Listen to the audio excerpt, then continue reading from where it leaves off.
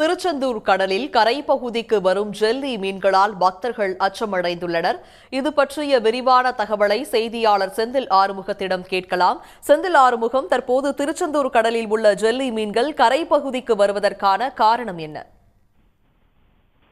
முருகனின் ஆறுபடை வீடு இரண்டாம் படை வீடான விளங்கி வரும் திருச்செந்தூர் சுப்பிரமணிய சுவாமி கோவில். இந்த கோவிலுக்கு நாள்தோறும் ஆயிரக்கணக்கான பக்தர்கள் வருகை தந்த உள்ளனர். மேலும் திருவிழா நாட்களில் பல்லாயிரக்கணக்கான பக்தர்கள் வருகை தரும். கோயிலுக்கு வரும் பக்தர்கள் கோயில் முன்னுள்ள கடற்கரையில் புனித நீராடி வழிபட்டு செய்வது வழக்கம். இந்த நிலையில் கடலில் பக்தர்கள் நீராடி கொண்டிருக்கும் போது உடலில் அரிப்பு ஏற்படுது. இதை கடற்கரை பகுதியில் பாதுகாப்பு பணியில் ஈடுபட்டு இருந்த கோவில் கடற்கரை பாதுகாப்பு பணியாளர்கள் கூறினார்கள். இதை அடுத்து கடற்கரை பகுதியில் ஆய்வு செய்வதற்காக பணியாளர் ஜெல்லி மீன்களை கரை ஒதுங்குவதை பார்த்து இந்த ஜெல்லி மீன்கள் உடலில் அரிப்பு ஏற்படுவதுடன் தோல் நோய் ஏற்படும் அபாயம் ஏற்படும் வருகிறது. இதற்கிடையே மத்திய கடல் மீன்வள ஆராய்ச்சியாளர் விஞ்ஞானி ரஞ்சித் தலைமையில் அதிகாரிகள் திருச்செந்தூர் கடற்கரை பகுதியில் ஆய்வு மேற்கொண்டனர்.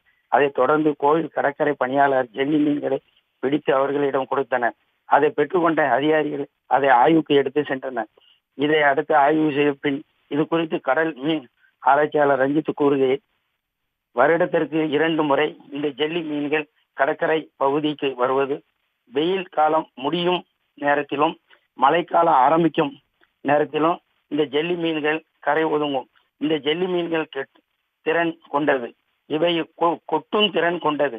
இவை கொட்டும் போது உடலில் ஊறல் எடுக்கும். இந்த ஜெல்லி மீன்கள் பல வகையில் ஊறல் ஏற்படுவது தன்மை கொண்டது. தற்போது வந்த ஜெல்லி மீன்கள் சரி எனும் தன்மை கொண்டது. இது மனிதர்கள் மேல் கொட்டும் போது ஊறல் ஏற்படும். அதற்கு உடனடியாக முதலுதவி கொடுத்து கொண்டால் மற்றும் பொதுவான இதற்கு பக்தர்கள் எந்தவித பாதிப்பும் ஏற்பட வேண்டாம் என்று அவர்கள் தெரிவித்தனர்.